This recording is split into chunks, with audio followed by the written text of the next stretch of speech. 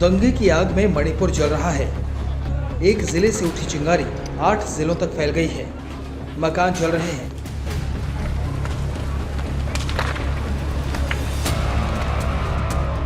दुकानें जल रही हैं, सड़कों पर गाड़ियां सुहा हो रही हैं। हालात इस कदर बिगड़ गए हैं कि सेना को बुलाना पड़ रहा है। दंगाइयों को देखते ही गोली मारने के आदेश जारी करने पड़ रहे हैं। हिंसा प्रभावित कई इलाकों में धारा 144 लगाई गई है।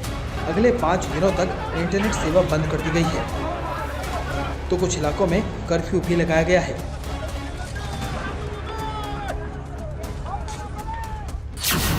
केंद्र सरकार ने मणिपुर में आर्टिकल 355 लागू कर दिया है, यानी राज्य की सुरक्षा व्यवस्था की जिम्मेदारी अब केंद्र सरकार ने अपने हाथ में ले ली है, जिसके बाद आर्मी और असम राइफल्स की 55 टुकड़ियों को तैनात कर दिया गया है। इनके अलावा गृह मंत्रालय ने रैपिड एक्शन फोर्स की भी 5 कंपनियों को मणिपुर भेजा है। इसके बावजूद हिंसा और बवाल थमने का नाम नहीं ले रहे।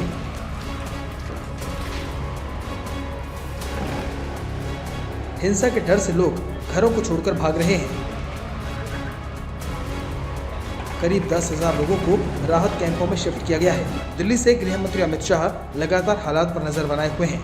मुख्यमंत्री और राज्यपाल लोगों से शांति की अपील कर रहे हैं, शांति बनाए रखें। लेकिन हालात नाजुक बने हुए हैं। उपद्रवी बेकाबू हैं और मणिपुर सुलग रहा है।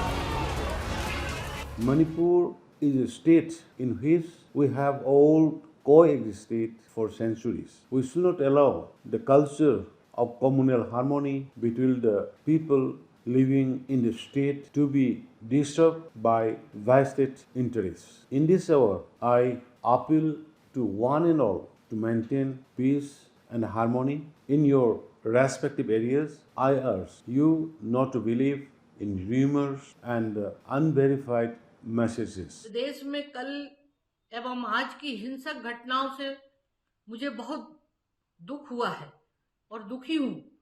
सभी मणिपुर प्रदेशवासियों को से आग्रह करती हूँ कि वे अपनी परंपरा के अनुरूप शांति, स्नेह, भाईचारा एवं सद्भाव बनाए रखें।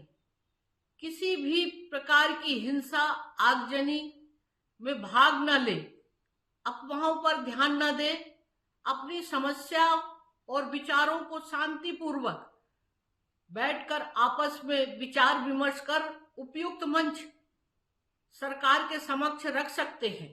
2 दिन पहले all India tribal student union ने ट्राइबल सॉलिडेरिटी मार्च निकाला था। इस दौरान आदिवासी और गैर आदिवासी समुदायों में झड़प हो गई। गैर आदिवासी गुट ने एक आदिवासी विधायक पर हमला कर दिया, जिसके बाद हिंसा भड़क उठी। भीड़ को काबू में करने के लिए पुलिस ने कई राउंड आंसू गैस के गोले दागे, लेकिन हालात नहीं संभले और देखते ही देखते दंगे की आग एक के बाद एक कई जिलों में फैल गई। We as a Manipuri should be harmonically as it was in the during the king's time. We were all harmonically and culturally we are living together. So today I also would like to appeal all the communities of the Manipur to remain peacefully and try to help the government, help the society to bring the normalcy and to live harmonically and respecting each other. So that will be the best solution. And crisis like violence, we cannot solve any issue. अब आपको बताते हैं कि मणिपुर में आखिर आदिवासी और गैर आदिवासियों के बीच नफरत की वजह क्या है। दरअसल आदिवासी समुदाय अपनी रैली में उस मांग का विरोध कर रहा है जिसमें डिमांड की जा रही थी कि गैर आदिवासी मैतेई समुदाय को शेड्यूल ट्राइब का दर्जा दिया जाए। मणिपुर में 53% से ज़्यादा मैतेई आबादी है, जो 10 साल से एसटी स्टेटस की मांग कर रही है।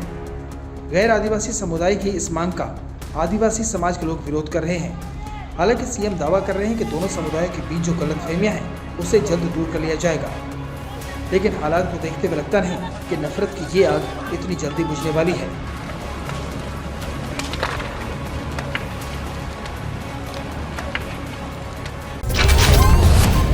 जुर्म कितना भी संगीन क्यों ना हो, अपराधी कितना भी शातिर क्यों ना हो,